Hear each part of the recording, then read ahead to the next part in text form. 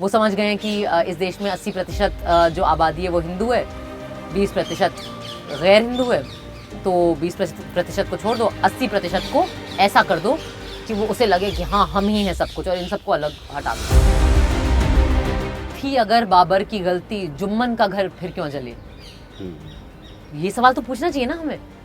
और मतलब आप अब 600 साल 800 साल के बदले अब लोगे तो फिर बड़ा एक कच्चा चिट्ठा खुलेगा। भारत की आत्मा में डाइवर्सिटी है, हमारी आत्मा में एक तंत्र नहीं है, हमारी आत्मा में लोकतंत्र है। स्वराज ਉਹਨਾਂ ਦਾ ਇਤਰਾਜ਼ ਇਹ ਹੈ ਕਿ ਜਦੋਂ 84 ਦੇ ਅੰਦਰ ਕਤਲੇਆਮ ਹੁੰਦਾ, ਕਾਂਗਰਸ ਨੂੰ ਉਸ ਤਰ੍ਹਾਂ ਥਿਓਰਾਈਜ਼ ਨਹੀਂ ਕੀਤਾ ਗਿਆ ਕਿ ਇਹਨਾਂ ਨੇ ਮੌਬ ਲਿੰਚਿੰਗ ਕੀਤੀ ਹੈ। ਸਾਡੇ ਰਾਜ ਵੇਲੇ ਕੁਝ ਘਟਨਾਵਾਂ ਹੋ ਗਈਆਂ, ਅਸੀਂ ਨਹੀਂ ਕਰਵਾਈਆਂ, ਸਾਨੂੰ ਤੁਸੀਂ ਮੌਬ ਲਿੰਚਿੰਗ ਕਹਿੰਦੇ ਹੋ। ये कोई ठीक बात नहीं है कि ओ अच्छा ठीक है तो 84 जो हुआ हम भूल गए। नहीं, हम नहीं भूले हैं, ये गलत है। चूंकि 84 में गलत हुआ तो क्या इसका ये मतलब है कि अब जो सत्ता में है उन्हें छूट मिल गई है गलत करने की? दिक्कत हमारे देश में ये है कि जो हमारे राजनीतिक दल के और खास करके सत्ता पक्ष के जो लोग हैं वो गलतियां करते जाते हैं, उनके साथ कुछ नहीं होता है, और आम आदमी जो है और आम जो इंसान है वो भुगतते रहता है। ऊना की लिंचिंग कैसे पता चली? जो लोग ऊना के दलितों को पीट रहे थे गाड़ी से बांध के, वो खुद वीडियो बना के डाल रहे थे। राजस्थान में जो एक आदमी को जिंदा जला दिया, वो कैसे पता चला हमें? जिन लोगों ने जिंदा जलाया उन्होंने वीडियो बना के निकाला है। तो ये बेशर्मी जो है ये कितनी घातक है। ये जो डेटा है लिंचिंग का, ये तो नेशनल क्राइम रिकॉर्ड्स ब्यूरो का डेटा, ये मेरा डेटा तो स्वरा भास्कर बैठ के थोड़ा डेटा बना रही है, यादविंदर जी बना रहे हैं डेटा, ये तो सरकारी डेटा है। हम तो सरकार का डेटा देख के बोल रहे हैं, आगे से आप बोल रहे हैं कि नहीं होता है।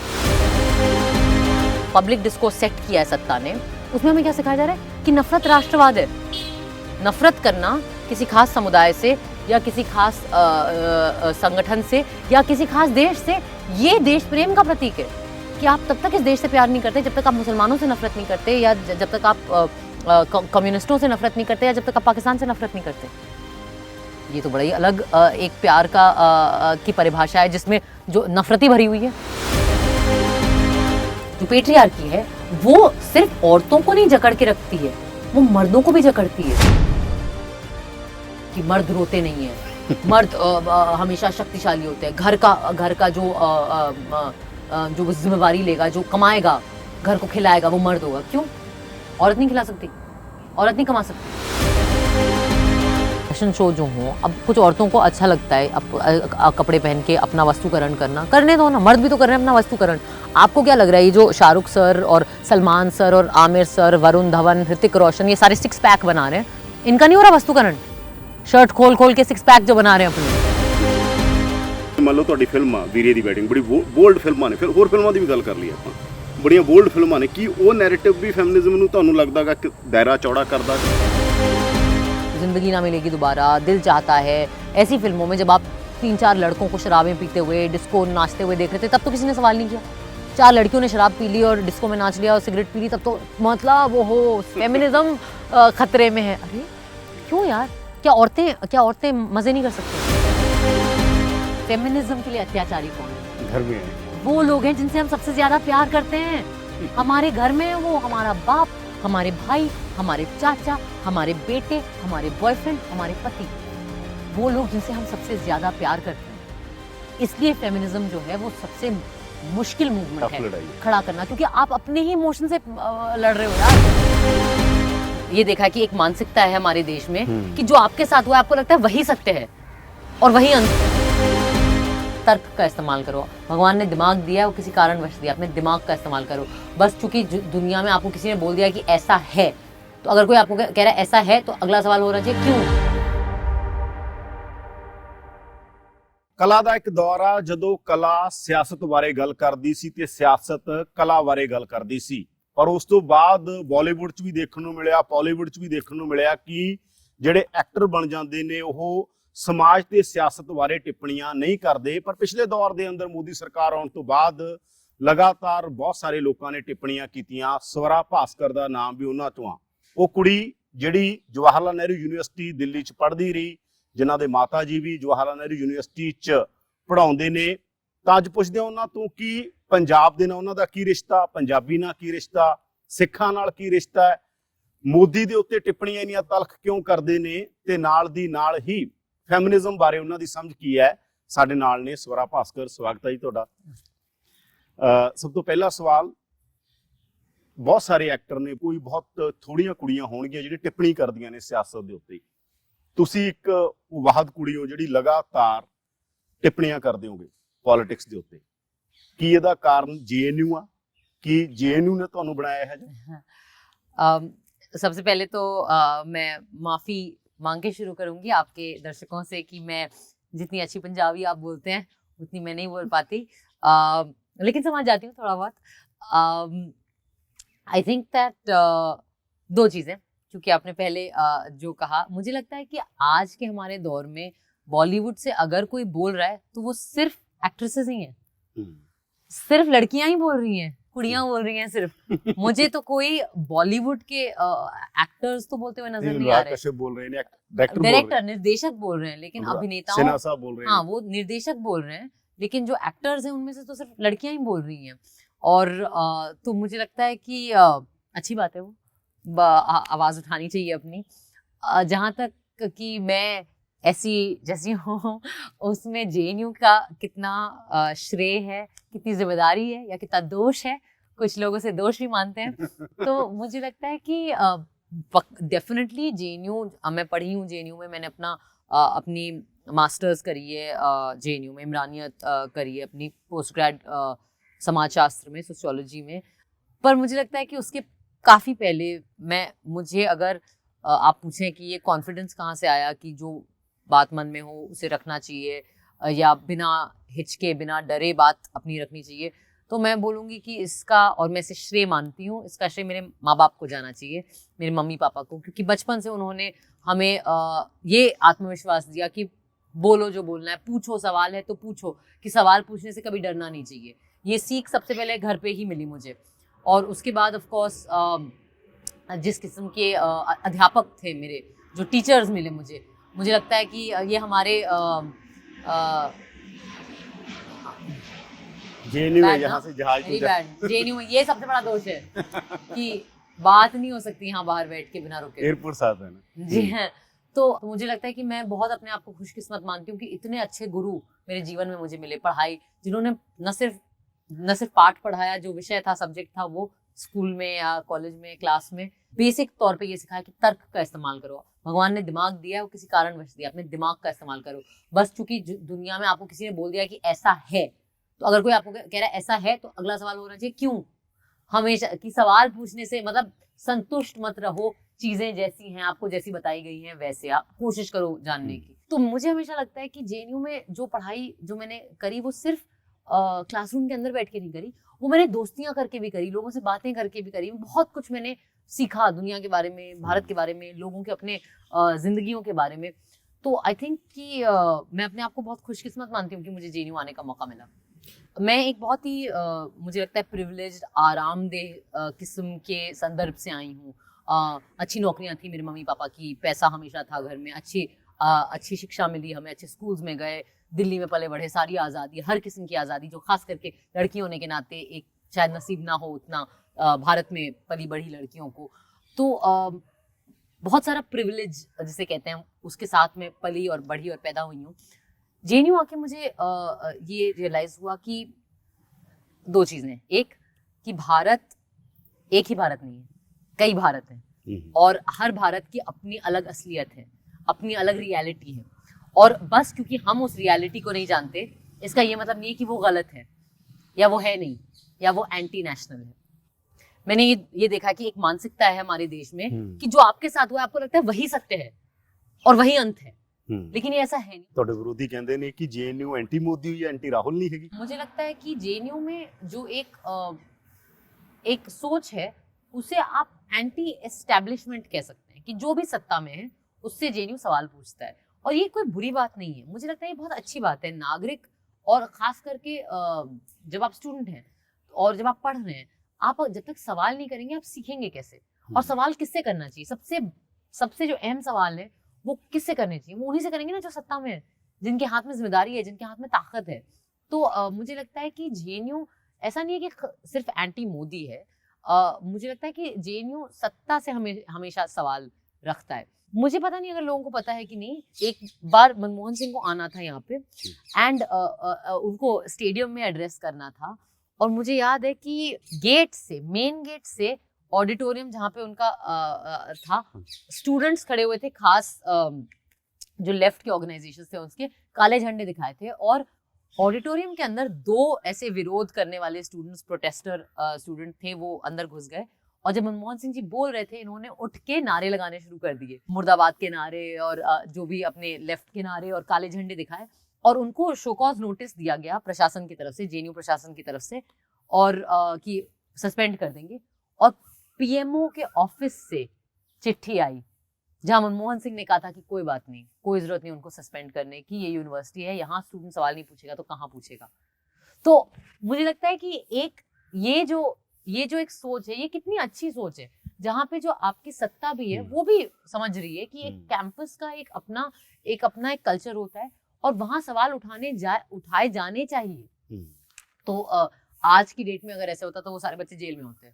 अब हैं हमारे देश के विद्यार्थी जेल में विरोध एंटी नेशनल होने की वजह से, और सीए एनआरसी के खिलाफ विरोध करने की वजह से।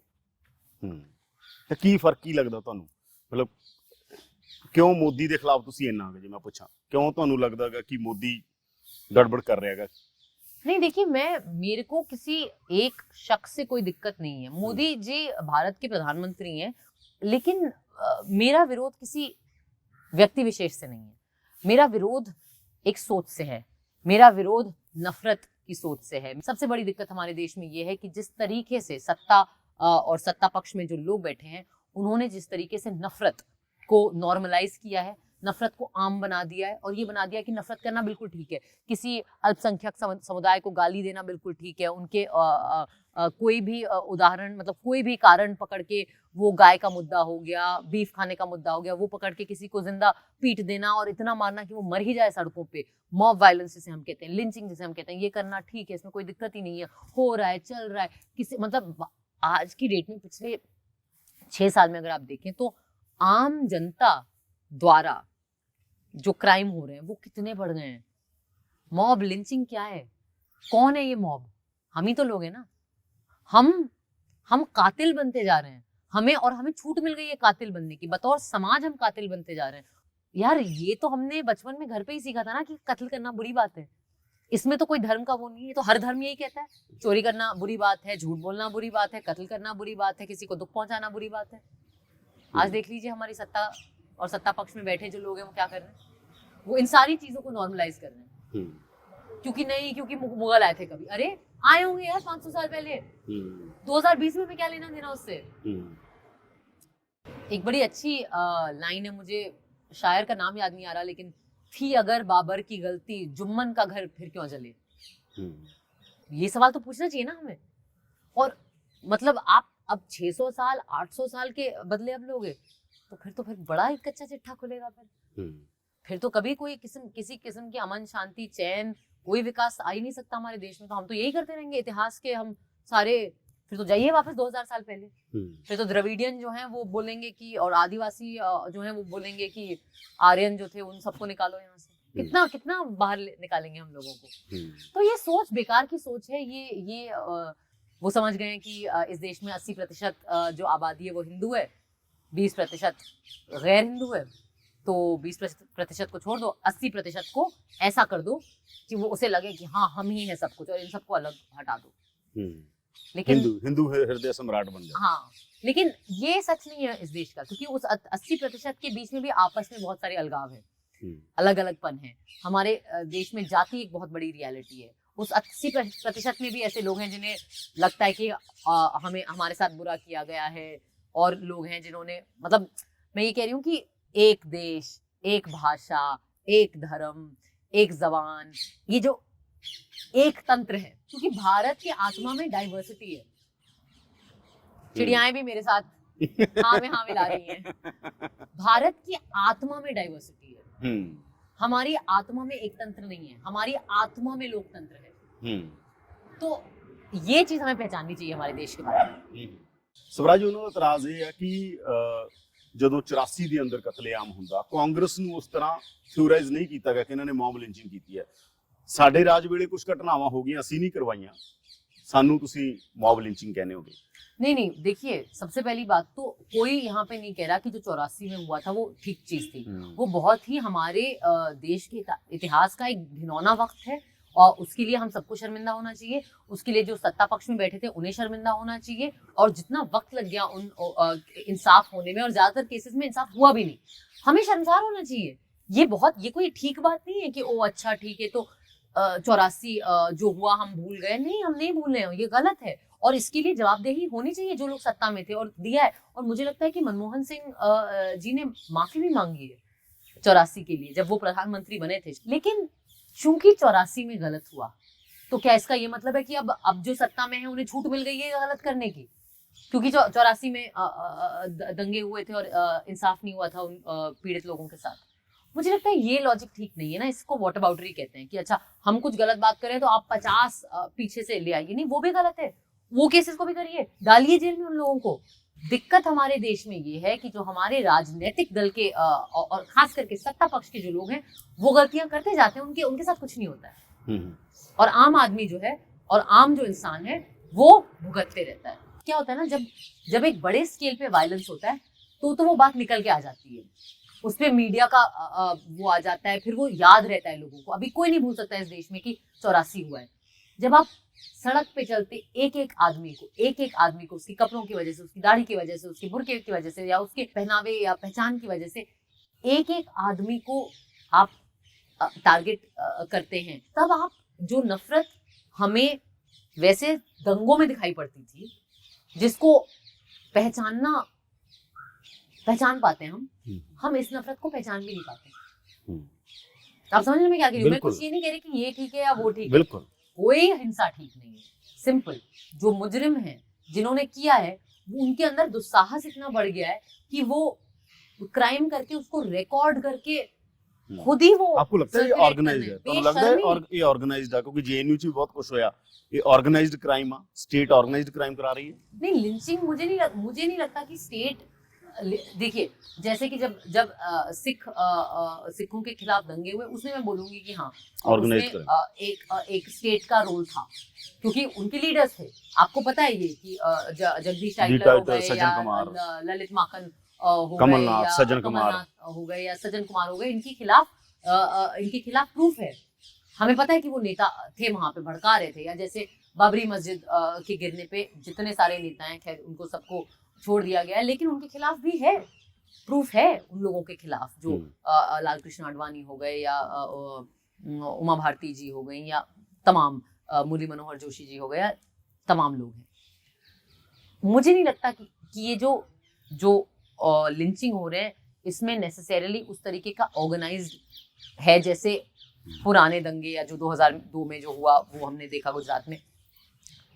लेकिन क्योंकि ऑर्गेनाइज नहीं है, ये तो और भी बुरी बात है ना कि आपने नफरत की, अब उसको ऑर्गेनाइज होने की भी जरूरत नहीं है, वो अपने आप ही आते रहता है। ये तो बहुत ही गंदी बात है, ये तो और बुरी बात है। ऊना की लिंचिंग कैसे पता चली? जो लोग ऊना के दलितों को पीट रहे थे गाड़ी से बांध के, वो खुद वीडियो बना के डाल रहे थे। राजस्थान में जो एक आदमी को जिंदा जला दिया, वो कैसे पता चला हमें? जिन लोगों ने जिंदा जलाया उन्होंने वीडियो बना के निकाला है।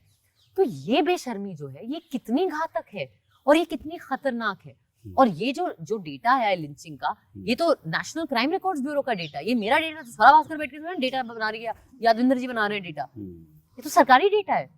हम तो सरकार का डेटा देख के बोल रहे हैं, आगे से आप बोल रहे हैं कि नहीं होता है। तो की लगता ਤੁਹਾਨੂੰ ਇਹ ਕਦੇ ਰੁਕ ਸਕਦਾ ਜਾਂ ਵਧੂਗਾ? नहीं, देखिए रोकने की तो बात तब होगी ना जब हम पहले बतौर समाज ये तो समझ जाएं कि नफरत गलत है।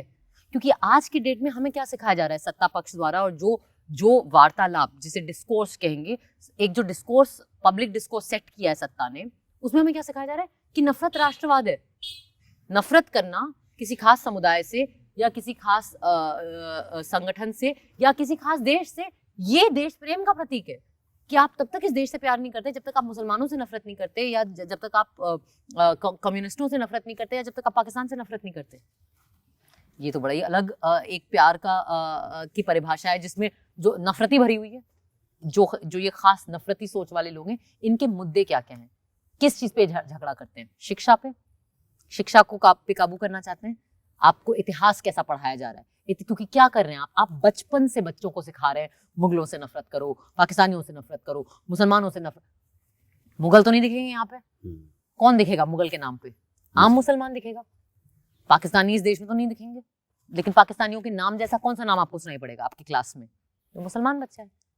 क्या सिखा रहे हैं अपने बच्चों को? गलत हिस्ट्री पढ़ा रहे हैं आप, तोड़ मरोड़ के हिस्ट्री पढ़ा रहे हैं आप। तो मेरी दिक्कत किसी एक व्यक्ति विशेष से नहीं है, मेरी दिक्कत है सोच से है। आरएसएस तो लगता है कर रही है। नहीं, बहुत सारे लोग कर रहे हैं। आरएसएस खाली आगे है इसमें। ये तो उनका तो धंधा ही है, वो तो 90 साल से यही काम कर रहे हैं। पर बहुत ਸਾਰੇ ਲੋਕ ਨੇ ਜਿਹੜੇ ਮੈਂ ਪਿਛਲੇ ਦਿਨੇ ਦੇਖ ਰਿਹਾ ਸੀਗਾ ਟਵੀਟ ਤੁਹਾਡੇ ਕਿਸੇ ਨੇ ਕੀਤਾ ਹੋਇਆ ਸੀਗਾ ਕਿ ਤੁਹਾਡੀ ਫਿਲਮ ਨੂੰ ਤਾਂ ਲਾਈਕ ਕਰਦੇ ਆਂ ਅਸੀਂ, ਤੁਸੀਂ ਜਵਾਬ भी बड़ा दो, ये ਉਹਨਾਂ ਬਾਰੇ ਕੀ ਕਹੋਗੇ? सिर्फ क्या कह सकते हैं? अच्छी बात है। मैं देखिए मैं एक की लिखा उन्होंने, की लिखा तुसी की क्या? हाँ, कि अक्सर मुझे लोग कहते हैं कि स्वरा हम तुम्हारी राजनीति से नफरत करते हैं, लेकिन तुम्हारी एक्टिंग बहुत पसंद करते हैं। मैंने कहा चंगा है, मेरे लिए तो ठीक है। बिल्कुल। देखिए, आप कुछ भी सोचिए, दिमाग में रखिए, सड़क पे आके कानून मत तोड़िए, सड़क पे आके संविधान की तौहीन मत करिए। इतनी मांग है हमारी। ਸਵਰਾ ਜੀ, ਤੁਸੀਂ ਤੇ ਲੋਕਾਂ ਦੇ ਮੁੱਦੇ ਉਠਾਉਣੇ ਹੋ, ਪੀਪਲਜ਼ ਮੂਵਮੈਂਟ ਦੇ ਨਾਲ ਖੜੇ ਹੁੰਦੇ ਹੋ, ਪਰ ਫਿਰ ਵੀ ਕੁਝ ਲੋਕਾਂ ਨੂੰ ਇਤਰਾਜ਼ ਕਿਉਂ ਹੁੰਦਾ? ਜਿਵੇਂ ਅਰੁੰਧਤੀ ਰਾਏ ਦੇ ਨਾਲ ਦਲਿਤ ਭਾਈਚਾਰੇ ਦਾ ਇਤਰਾਜ਼ ਸੀਗਾ ਕਿ ਮਤਲਬ ਅਪਰ ਕਾਸਟ ਲੋਕ ਸਾਡੀ ਮੂਵਮੈਂਟ ਨੂੰ ਹਾਈਜੈਕ ਕਰਦੇ ਨੇ, ਸਾਡੇ ਨੈਰੇਟਿਵ ਨੂੰ ਹਾਈਜੈਕ ਕਰਦੇ ਨੇ। ਇਹ ਕਿਉਂ ਆ? ਤੁਸੀਂ ਤਾਂ ਦੂਜੇ ਅਲਟਰਨੇਟਿਵ, ਉਹ ਤੁਹਾਨੂੰ ਨਫ਼ਰਤ ਕਰ ਰਹੇ, ਇੱਕ ਅਲਟਰਨੇਟਿਵ ਦੂਸਰੇ ਜਿਹਦੇ ਨਾਲ ਜਾ ਰਹੇ ਉਹ ਵੀ ਨਾਰਾਜ਼ ਆ ਤੁਹਾਡੇ ਨਾਲ। क्या कह सकते हैं ना, क्या वो एक था ना, ਪ੍ਰਿਵਿਲੇਜਡ एलीट टिम्मा विचों निकले थे वाण विच फंसे। ये है हमारा हाल। क्यों? हाँ, मतलब क्या हमारा समाज में दलित पर अत्याचार हो रहा है, क्या ये सिर्फ दलितों को दुख होना चाहिए इस चीज से? क्या सवर्ण को नहीं दुख होना चाहिए इस चीज से? मैं नहीं चाहती एक ऐसा समाज जहाँ पे दलितों पे अत्याचार हो या जात के नाम पे अत्याचार हो। अगर मैं जाती हूँ और एक दलित नेता से मिलती हूँ और मैं बोलती हूँ कि आइए हमारे उस तरफ भी आ जाइए, उधर भी लोग सुन नहीं पा रहे हैं आपको, और वो बोलते हैं आप पहले यहाँ आइए, अगर वो आपको मंच पे बुला रहे हैं तो मना कर दूं, तो क्या एक सवर्ण और एक दलित को साथ में एक मंच पे नहीं होना चाहिए? क्या जो बाबा अम्बेडकर हैं, उन्होंने संविधान सिर्फ दलितों के लिए लिखा था? क्या बाबा अम्बेडकर सिर्फ एक दलित नेता है? क्या वो भारत के नेता नहीं है? क्या वो भारत के फाउंडिंग फादर्स में से नहीं है? क्या उन्होंने नहीं हमारे इस देश की नींव रखी कई और लोगों के साथ? दुश्मन कौन है यार आपका? दुश्मन स्वरा भास्कर है। और दुश्मन भी क्या, मैं बार बार बोल रही हूँ कि एक सोच है जो दुश्मन है। तो लड़ाई आपको किसके साथ लड़नी है आप डिसाइड कर लीजिए। मेरे को कोई प्रॉब्लम नहीं है, मैं गाली खाने के लिए भी तैयार हूँ। क्योंकि मुझे लगता है कि जो फोकस है और जो अटेंशन है वो मुद्दे पे रहना चाहिए। ਕੈਟਾਗਰਾਈਜ਼ ਬਹੁਤ ਕੀਤਾ ਜਾਂਦਾ, ਤੁਸੀਂ ਸਰਗਰਮ ਹੁੰਦੇ ਹੋ, ਜਿਵੇਂ ਤੁਸੀਂ ਐਕਟਿਵਿਸਟ ਹੋਗੇ, ਇੱਕ ਤਰ੍ਹਾਂ ਦੇ ਐਕਟਿਵਿਜ਼ਮ ਕਰਦੇ ਹੋ ਤੁਸੀਂ ਲਗਾਤਾਰ। ਤੁਸੀਂ ਆਪਣੇ ਆਪ ਨੂੰ ਕੀ ਸਮਝਦੇ ਹੋ? ਤੁਸੀਂ ਲੈਫਟਿਸਟ ਹੋ, ਤੁਸੀਂ ਫੈਮਿਨਿਸਟ ਹੋ, ਕੀ ਹੋ ਤੁਸੀਂ मतलब? मैं फेमिनिस्ट तो पक्का हूँ, लेफ्टिस्ट पक्का। देखिए, मुझे लगता है कि लेफ्ट और राइट आज की डेट में, वही मैं आपको कह रही थी कि लेफ्ट और राइट तो ऐसा हो गया ना कि आज की डेट में जो राइट है वो इतना एक्सट्रीम जाके राइट पे खिंच गया कि जितने लोग सेंटर पे थे वो भी अब लेफ्ट पे लग रहे हैं। पूरा ये एसएम खिंच गया है, तो राइट वहां चले गया है, सेंटर लेफ्ट हो गया है, लेफ्ट जहां था वो पता नहीं कहाँ है। तो मैं अपने आप को, मुझे लगता है कि मैं इस देश की एक जागरूक नागरिक बनना चाहती हूँ।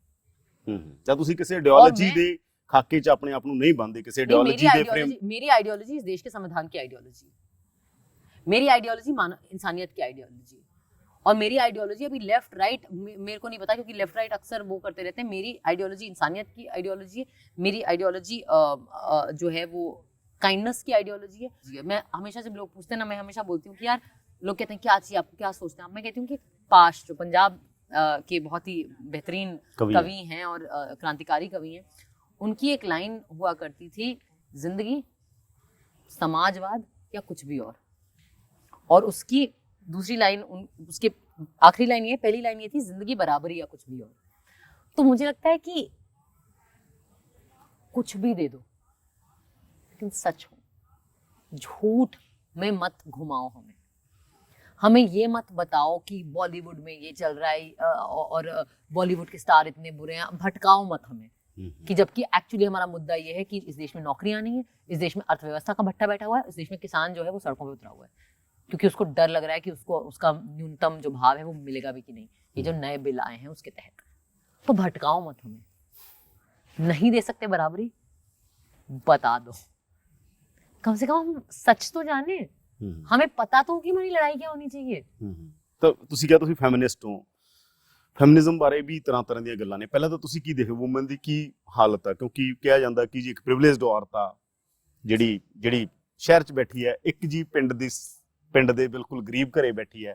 ये फेमिनिज्म का पूरा फ्रेमवर्क सारे ते लागू नहीं हो सकता, बहुत सारे लोग क्या कहते हैं। बिल्कुल सही बात है। देखिए ऐसा है, फेमिनिज्म जो है वो सिर्फ औरतों के हक के लिए लड़ाई नहीं है, वो मर्दों के हक की भी लड़ाई है। क्योंकि जो पितृसत्ता है, जो पेट्रियार्की है, वो सिर्फ औरतों को नहीं जकड़ के रखती है, वो मर्दों को भी जकड़ती है एक खास किस्म की मर्दानगी में। ये कि मर्द रोते नहीं है, मर्द हमेशा शक्तिशाली होते हैं, घर का जो जिम्मेवारी लेगा, जो कमाएगा, घर को खिलाएगा, वो मर्द होगा। क्यों? औरत नहीं खिला सकती, औरत नहीं कमा सकती, सारा भार जो है वो मर्द पे ही हो। तो हम तो आपके लिए भी लड़ाई लड़ रहे हैं, आपसे भी ये बोझ हटाना चाहते हैं। हम सिर्फ अपनी बेड़ियां नहीं तोड़ना चाह रहे हैं, हम तो आपके ऊपर से भी बोझ हटाना चाह रहे हैं। जब कोई मर्द कहता है कि मैं फेमिनिस्ट हांगा, हाँ, बहुत सारे मर्द कहते हैं होना चाहिए, पर बहुत सारी कुड़ियां कहती हैं मर्द फेमिनिस्ट थोड़ी हो सकता है। मैं ऐसे देखिए, मुझे ना इस किस्म के ये मुझे प्योरिज्म में विश्वास ही नहीं है कि आप मर्द हो तो आप फेमिनिस्ट नहीं हो सकते, आप सवर्ण हो तो आप बराबरी की लड़ाई नहीं लड़ सकते दलितों के लिए। मुझे पर दूजा पासा ਇਹ ਆਂਦਾ ਕਿ ਜਿਹੜਾ ਕੈਪੀਟਲਿਜ਼ਮ ਆਗਾ ਉਹ ਵੂਮਨ ਨੂੰ ਮਾਰਕੀਟ ਦੇ ਅੰਦਰ ਇਸ ਤਰ੍ਹਾਂ ਮਤਲਬ ਉਹਨੇ ਬਹੁਤ ਸਾਰਾ ਸਮਾਨ ਵੇਚਣਾ ਹੈ, ਇਸ ਤਰੀਕੇ ਨਾਲ ਖਾਸ ਤੌਰ ਤੇ ਬਾਲੀਵੁੱਡ ਦੇ ਬਾਰੇ ਵੀ ਇਹ ਕਿਹਾ ਜਾਂਦਾ ਜਾਂ ਫਿਲਮਾਂ ਬਾਰੇ ਵੀ ਇਹ ਕਿਹਾ ਜਾਂਦਾ ਕਿ ਕਿਵੇਂ ਕੈਸ਼ ਕਰਨਾਗਾ ਉਹ ਸਾਰੇ ਕਾਸੇ ਜੀ। ਤਾਂ ਫੈਮਿਨਿਜ਼ਮ ਨੂੰ ਜਾਣਬੁੱਝ ਕੇ ਕੈਪੀਟਲਿਜ਼ਮ ਵੀ ਉਹ ਚੀਜ਼ਾਂ ਨਾਲ ਆ ਕੇ ਜੋੜਦਾ ਕਿ ਸਾਡੀ ਮਾਰਕੀਟ ਆ ਜਿਹੜੀ ਉਹ ਵੱਡੀ ਹੋਵੇ। ये डिबेट, इसका हम छोटे लेवल पे कुछ नहीं कर सकते हैं, हम ग्रस्त हैं अब इस कंज्यूमर कैपिटलिज्म में। अब हमें फैशन शो बारे ਕਿਹਾ ਜਾਂਦਾ ਨਾ, ਜੇ ਵੂਮਨ ਨੂੰ ਜਿਹੜਾ ਫੈਸ਼ਨ ਸ਼ੋ ਹੁੰਦੇ ਨੇ ਸਾਰੇ ਜਾਂ ਜਿਹੜਾ ਮਿਸ ਵਰਲਡ ਮਿਸ ਇਹ ਤਾਂ ਵੂਮਨ ਦੀ ਡਿਵੀਜ਼ਨ ਕਰਦਾ ਨਾ, ਪਰ ਉਹਨੂੰ ਸੈਲੀਬ੍ਰੇਟ ਵੀ ਕੀਤਾ ਜਾਂਦਾ ਮਾਰਕੀਟ 'ਚ। ਵੂਮਨ भी यार देखो ऐसा है कि फैशन शो जो हो, अब कुछ औरतों को अच्छा लगता है कपड़े पहन के अपना वस्तुकरण करने दो ना, मर्द भी तो कर रहे हैं अपना वस्तुकरण। आपको क्या लग रहा है ये जो शाहरुख सर और सलमान सर और आमिर सर, वरुण धवन, ऋतिक रोशन, ये सारे 6 पैक बना रहे हैं, इनका नहीं हो रहा वस्तुकरण? शर्ट खोल के 6 पैक जो बना रहे हैं अपने, शाहरुख नहीं कर रहे ऑब्जेक्टिफिकेशन, अपना कर रहे हैं। जो नजरिया है उसमें सिर्फ मर्द देख रहा है कि मर्द बैठे हुए हैं और औरतें नाच रही हैं, क्या औरतें भी बैठी हुई हैं साथ में और मर्द भी नाच रहे हैं, फिर ठीक है। ਸੋਸ਼ਲ ਟਰਾਂਸਫਾਰਮੇਸ਼ਨ ਆ ਵੂਮਨ ਦੇ ਮਸਲੇ 'ਚ ਉਹ ਤੇ ਸੀਰੀਅਸ ਕੁਐਸਚਨ ਤੇ ਆਉਣੀ ਆ ਨਾ। ਜਿਵੇਂ ਮੰਨ ਲਓ ਤੁਹਾਡੀ ਫਿਲਮ ਆ ਵੀਰੇ ਦੀ ਵੈਡਿੰਗ, ਬੜੀ ਬੋਲਡ ਫਿਲਮਾਂ ਨੇ, ਫਿਰ ਹੋਰ ਫਿਲਮਾਂ ਦੀ ਵੀ ਗੱਲ ਕਰ ਲਈ ਆਪਾਂ, ਬੜੀਆਂ ਬੋਲਡ ਫਿਲਮਾਂ ਨੇ। ਕੀ ਉਹ ਨੈਰੇਟਿਵ ਵੀ ਫੈਮਿਨਿਜ਼ਮ ਨੂੰ ਤੁਹਾਨੂੰ ਲੱਗਦਾਗਾ ਕਿ दायरा ਚੌੜਾ ਕਰਦਾਗਾ, दायरा आगे लेके जाना? क्यों नहीं? देखिए सबसे पहली बात तो वीरे दी वेडिंग ने कभी नहीं कहा था कि हम फेमिनिस्ट फिल्म है। नहीं, वो एक चार महिला दोस्तों की कहानी थी। मेरा सवाल ये है कि जब आप जिंदगी ना मिलेगी दोबारा, दिल चाहता है, ऐसी फिल्मों में जब आप 3-4 लड़कों को शराबें पीते हुए डिस्को नाचते हुए देख रहे थे, तब तो किसी ने सवाल नहीं किया। 4 लड़कियों ने शराब पी ली और डिस्को में नाच लिया और सिगरेट पी ली, तब तो मतलब वो हो फेमिनिज्म खतरे में है। अरे क्यों यार, क्या औरतें मजे नहीं कर सकती? क्या महिलाओं को लेकर हर जो कहानी बनेगी, जो हर फिल्म बनेगी, उसके वो रेप के ऊपर होना चाहिए? कोई बहुत ही घिनौना ऐसा सत्य, कोई घिनौना सा मुद्दा? क्यों? कोई नॉर्मल कहानी नहीं बन सकती औरतों के ऊपर? कि मजे की कहानी जिसमें मजे आ रहे हैं लोगों को। मुझे लगता है कि वीरे दी वेडिंग ने फेमिनिज्म, अगर आप ऐसे माने तो एक जगह पे फेमिनिज्म ऐसा पुश किया है कि 100 साल में, हिंदी फिल्म इंडस्ट्री के 100 साल में पहली बार मेन स्ट्रीम हिंदी सिनेमा ने एक ऐसी फिल्म बनाई है जहां 4 लड़कियां दोस्त है और किसी को एक ही लड़के से प्यार नहीं है। पहली बार। ये अपने आप में कमाल है। 100 साल लग गए हमें ये कहानी बोलने के लिए। क्या बुरा है यार इसमें? मेरा इतना मानना है। ਪਰ ਜਿਹੜੀ ਗੱਲ ਉਹ ਕਰਦੇ ਆ ਨਾ, ਜਿਹੜੇ ਬਹੁਤ ਸਾਰੇ ਲੋਕ ਜਿਹੜੇ ਰਿਫਾਰਮਰ ਕਹਿ ਲਓ, ਰੈਵੋਲੂਸ਼ਨਰੀ ਕਹਿ ਲਓ, ਉਹ ਕਹਿੰਦੇ ਆ ਕਿ ਫੈਮਿਨਿਜ਼ਮ ਨਾਲ ਸਮੱਸਿਆ ਇਹ ਹੈਗੀ, ਸਮੱਸਿਆ ਨਹੀਂ, ਉਹ ਕਹਿੰਦੇ ਫੈਮਿਨਿਜ਼ਮ ਵਧੀਆ ਚੀਜ਼ ਹੈ, ਫੈਮਿਨਿਜ਼ਮ ਹੋਣਾ ਚਾਹੀਦਾਗਾ, ਐਕਟਿਵਿਜ਼ਮ ਹੋਣਾ ਚਾਹੀਦਾ ਫੈਮਿਨਿਜ਼ਮ ਦਾ। ਪਰ ਜਿਹੜੀ ਸੋਸ਼ਲ ਟਰਾਂਸਫਾਰਮੇਸ਼ਨ ਦੀ ਆਪਾਂ ਗੱਲ ਕਰਦੇ ਹਾਂ ਕਿ ਸਵਰਾ ਭਾਸਕਰ ਤੋਂ ਪਿੰਡ ਦੀ ਉਹ ਔਰਤ ਜਿਹੜੀ ਪਿੰਡ 'ਚ ਬੈਠੀ ਕੁੜੀ ਆ, ਉਹਦਾ ਲਿੰਕ ਕਿਤੇ ਐਸਟੈਬਲਿਸ਼ ਨਹੀਂ ਹੁੰਦਾ ਬਹੁਤ ਸਾਰੀਆਂ ਕਹਾਣੀਆਂ 'ਚ। ਬਹੁਤ ਸਾਰੀਆਂ ਕਹਾਣੀਆਂ ਫਿਲਮਾਂ ਦੀਆਂ ਹੋਣ ਚਾਹੇ ਜ਼ਿੰਦਗੀ ਦੀਆਂ ਹੋਣ। क्यों आप ऐसा क्यों समझते हो? वो पिंड में बैठी लड़की बहुत अप टू डेट है। वो पिंड में बैठी लड़की अपने मोबाइल फोन पे बैठ के टिकटॉक पे है, वो फेसबुक पे है, वो इंस्टाग्राम पे है, वो सब कुछ वही देख रही है जो मैं देख रही हूँ। उसे स्वरा भास्कर की जरूरत ही नहीं पड़नी चाहिए। हमारा एम ये होना चाहिए कि हम समाज में इतने अवसर दें लड़कों और लड़कियों को कि वो अपने मुद्दे की लड़ाई खुद ही लड़ें। शिक्षा यही तो देती है, शिक्षा और सोच। ग्रामशी यही तो बोलते हैं ना ऑर्गेनिक इंटेलेक्चुअल के बारे में, कि शिक्षा और सोच आपको आपको इतना सक्षम और काबिल बनाती है कि आपको जरूरत नहीं कि कोई बाहर से आके आपको आपके मुद्दे समझाए। आपको अपने मुद्दे खुद समझ में आते हैं और एक्चुअली आपको शिक्षा की भी जरूरत नहीं है। पाश बोलते हैं ना कि जिंदगी जी के लड़ना सीखते हैं आप। जो लोग उनका वो लोहा मैंने लोहा खाया है, वो वाला जो उनकी कविता है, वो क्या बोल रहे हैं कि हमारे साथ तो बीती है, हमें तो हमारे अनुभव ने लड़ना सिखाया है। पिंड में बैठी उस लड़की को मेरी जरूरत ही नहीं है, वो खुद लड़ेगी अपनी लड़ाई। ਲਿਬਰੇਸ਼ਨ ਦਾ ਜਿਹੜਾ ਸਵਾਲ ਹੈ ਇੰਡੀਆ 'ਚ, ਤੁਹਾਨੂੰ ਕੀ ਲੱਗਦਾ ਗਾ ਉਹ ਇੱਕ ਉਹਦੀ ਸੋਸ਼ਲ ਟਰਾਂਸਫੋਰਮੇਸ਼ਨ ਜਾਂ ਕੀ ਪੂਰੇ ਇੰਡੀਆ ਦੇ ਅੰਦਰ ਉਸ ਰੂਪ 'ਚ ਕਿਵੇਂ ਆਜੂ? ਜਿਵੇਂ ਮੰਨ ਲਓ ਤੁਸੀਂ ਦਿੱਲੀ 'ਚ ਬੈਠੇ ਹੋ, ਪ੍ਰਿਵਿਲੇਜ ਤੁਸੀਂ ਆਪਦੇ ਆਪ ਨੂੰ, ਸਾਰੇ ਪ੍ਰਿਵਿਲੇਜ ਲੋਕ ਨੇ ਸ਼ਹਿਰਾਂ 'ਚ ਬੈਠੇ ਆ, ਉੱਥੇ ਤੱਕ ਵੀ ਉਸ ਰੂਪ ਦੇ ਅੰਦਰ ਵੂਮਨ ਲਿਬਰੇਸ਼ਨ ਦਾ ਸਵਾਲ ਕਿਵੇਂ ਜਾਊਗਾ? नहीं देखिए, उस मूवमेंट किਵੇਂ ਬਣੂਗਾ? ਉਹਦੇ 4 ਲੋਕ ਸੈਲੀਬ੍ਰੇਟ कर रहे ने, 50 लोग सेलिब्रेट कर देखिए, सबसे मैं आपको एक चीज बताती हूँ, हर फेमिनिज्म की सबसे बड़ी मुश्किल पता है क्या है? जो कि दूसरे किसी इज्म में नहीं है, ठीक है ना। जो रेसिज्म के खिलाफ लड़ाई है, उसमें जो दुश्मन है या जो आपका शोषण जो कर रहा है, आपका जो अत्याचारी है, वो गोरे नस्ल का आदमी है। रेसिज्म के खिलाफ जो लड़ाई है, ब्लैक लाइव्स मैटर जो मूवमेंट है, मान लीजिए, जो क्लासिज्म के खिलाफ लड़ाई है, उसमें जो किसान लड़ाई लड़ रहा है, उसके लिए जो अत्याचारी है वो बाहर है ना, कोई जमींदार है, अंबानी अडानी है। हाँ, आज की डेट में अंबानी अडानी या जो भी कॉर्पोरेट सूट बूट की सरकार है। जो हम लोग भारत में गुलामी के खिलाफ लड़ाई लड़ रहे थे, जो पोस्ट कॉलोनियलिज्म की लड़ाई है, उसमें भारत के जो हम लोग जो है, हमारे लिए कौन था दुश्मन? अंग्रेज थे, बाहर कोई। फेमिनिज्म के लिए अत्याचारी कौन है? घर में है वो लोग हैं जिनसे हम सबसे ज्यादा प्यार करते हैं।